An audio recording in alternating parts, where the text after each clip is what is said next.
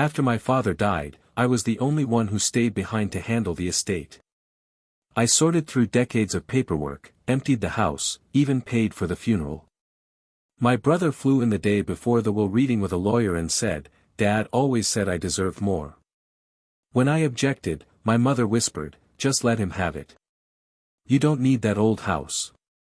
I drove home that night with an empty gas tank and $47 to my name. 3 weeks later, he listed it on Airbnb. When my dad passed, it wasn't peaceful. He didn't go in his sleep like the movies say. It was a slow fade. Cancer. The kind that makes people forget who they are before it takes the rest. I was there through all of it. I held his hand when he forgot mine.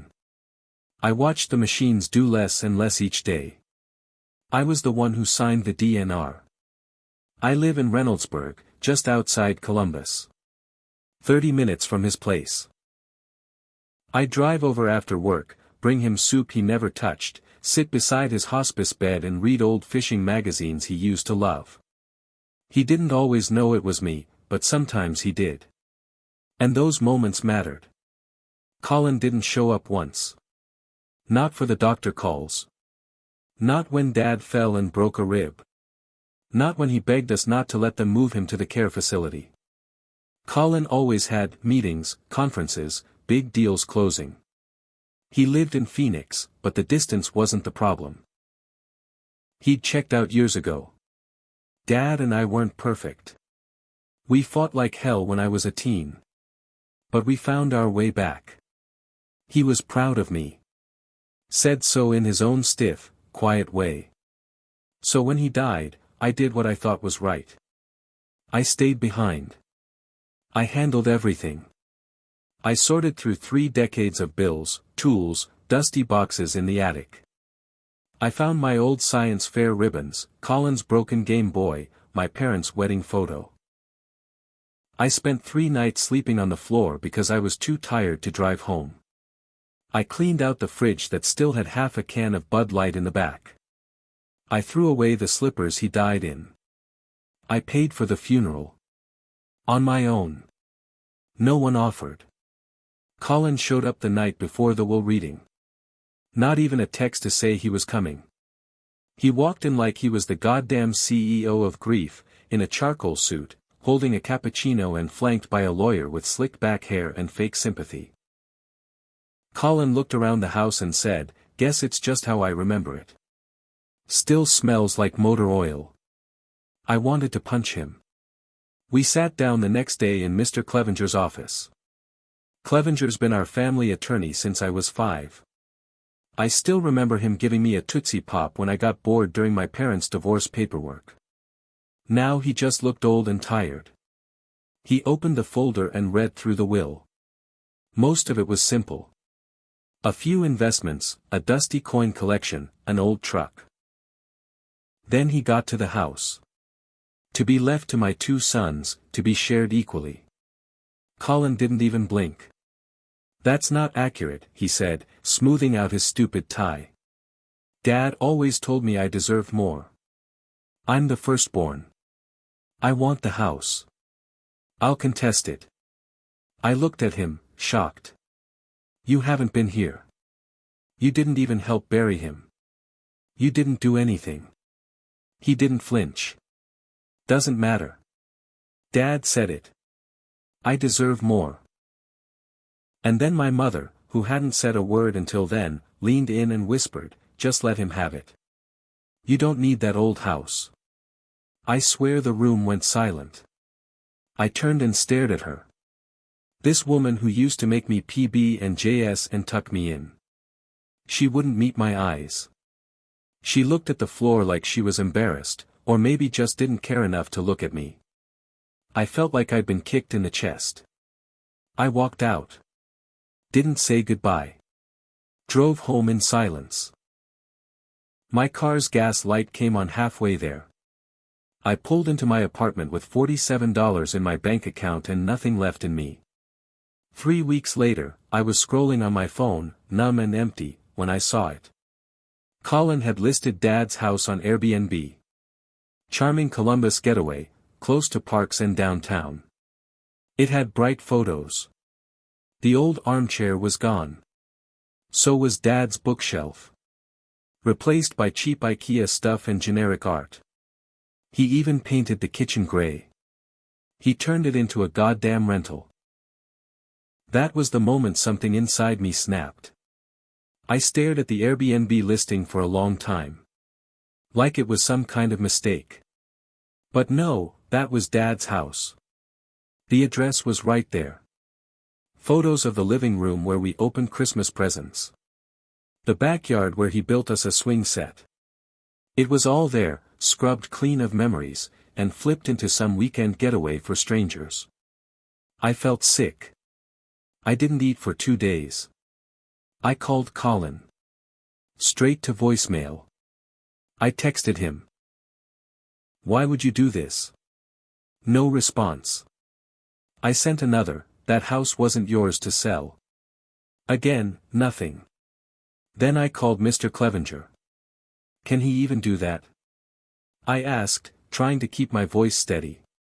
Well, Clevenger said with that same dry tone he always had, the will left the property to both of you.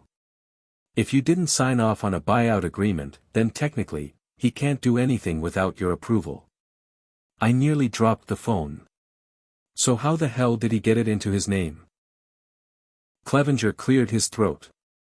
I'd need to see the paperwork. But it's possible he filed for sole ownership using a false affidavit. If you weren't notified or consulted, that's fraud. Fraud. The word lit something in me. I spent the next week digging. I called the county recorder's office and asked for the deed transfer. They emailed me a PDF. I opened it and stared. There was a signature that was supposed to be mine. It wasn't. It looked like someone had traced it from an old birthday card. I wanted to scream. He'd faked my signature. He'd forged the transfer and took full ownership without me ever knowing.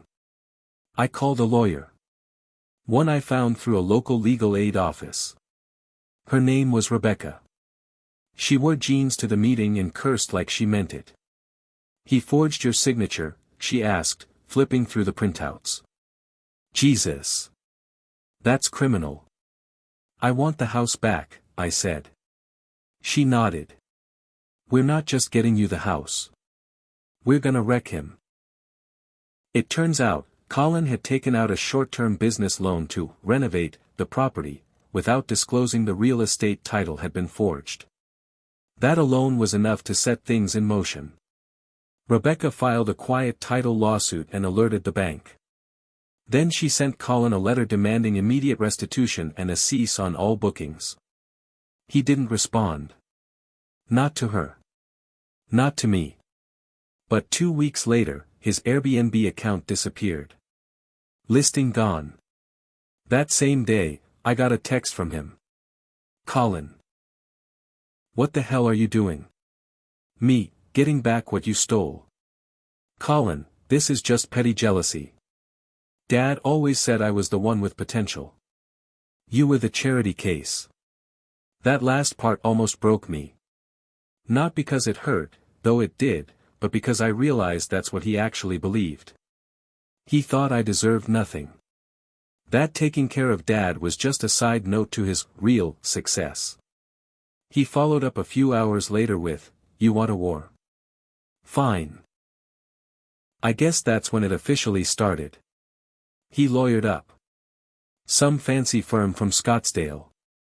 Started sending threats. Claims that I was damaging his business. That I'd abandoned the property and had no real interest in it. Rebecca didn't blink. Let them talk. We've got the forged deed, the loan, and proof of fraud. All they've got is money. What followed was months of back-and-forth filings, letters, phone calls, and one brutal mediation session where Colin showed up late, wearing sunglasses, and said, "This is just a waste of time." He tried to settle. Offered me $10,000 to go away. I laughed in his face. I didn't want his money. I wanted the house. I wanted my father's memory back. I wanted to tear down everything he built on a lie. Just when things seemed to be leaning in my favor, another bomb dropped. Rebecca called me one evening. "We've got a problem," she said. "Your mom just filed a statement claiming the house was never your dad's to leave." "What?" I nearly dropped my phone. "What are you talking about? He owned it for 30 years. She says it was part of the divorce settlement. That she got half the house, but let your dad stay in it rent-free. She's saying he didn't have the right to pass it down without her consent." I was silent for a long time. Then I asked, "Is that true?" "It's hard to say. We're pulling the original settlement from the county archives. But if there's even a sliver of truth to it, this complicates everything." I sat there on my bed, staring at the wall. My own mother. The one who whispered that I didn't need the house. Now she was crawling out of the woodwork with Colin, trying to get whatever piece of my father I had left. The next day, I drove to her place. She lived alone in a condo with fake flowers on the porch and a little wreath on the door. When she answered, she looked surprised. "I need to talk to you," I said. She let me in, but barely looked at me. "You filed something with the court," I said. "You're helping Colin." She didn't say anything. Just sat on the couch and adjusted a coaster under her mug. "Why?" I asked. "Why would you do this?" She finally spoke, but her voice was flat. "You wouldn't understand. Your father made promises he didn't keep. That house was supposed to be mine too." I shook my head. "You've never cared about that house. You left it 20 years ago." "I let him keep it," she snapped. "Because I thought it would be better for you boys to have some stability. I sacrificed. Now it's time someone remembers that.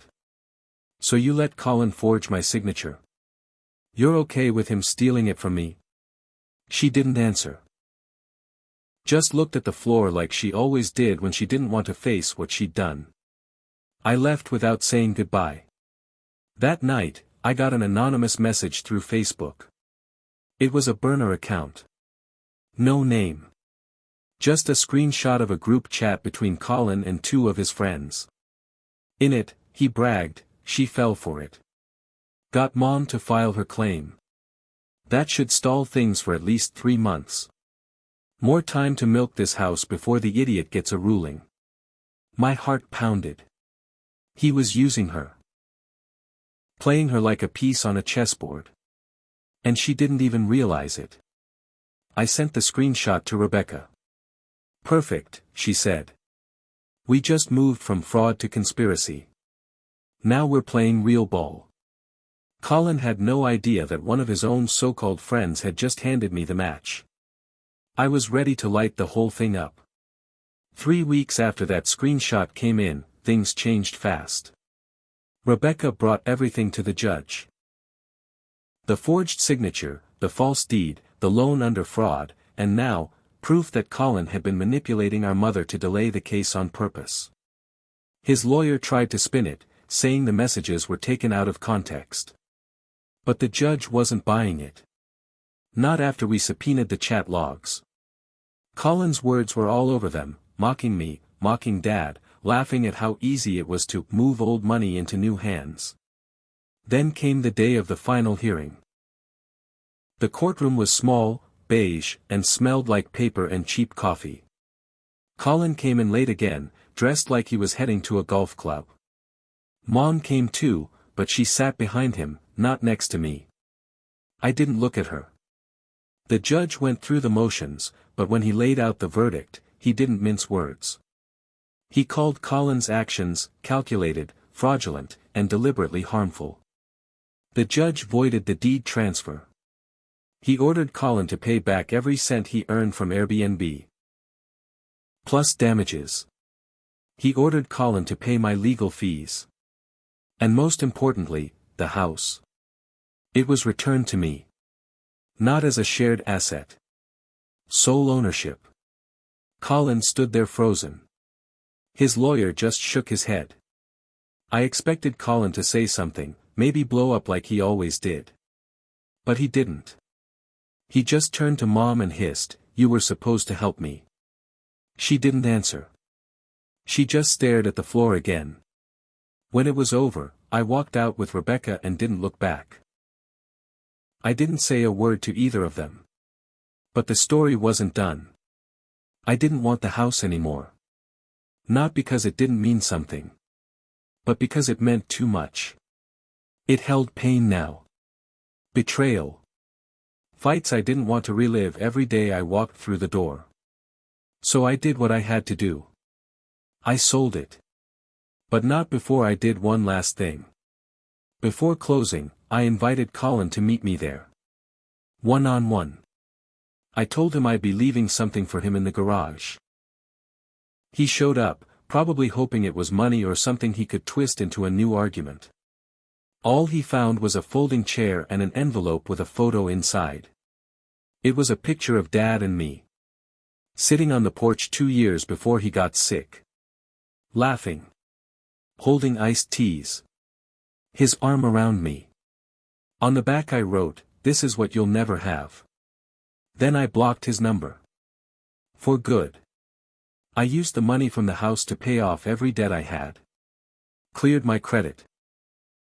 Put a down payment on a little ranch outside Westerville, with a quiet yard and a screened-in porch. I kept Dad's fishing pole. I hung that photo of us in my new living room. Sometimes I wonder if I could have handled things differently. Maybe I should have talked to my mom more. Maybe I should have walked away before it got so ugly.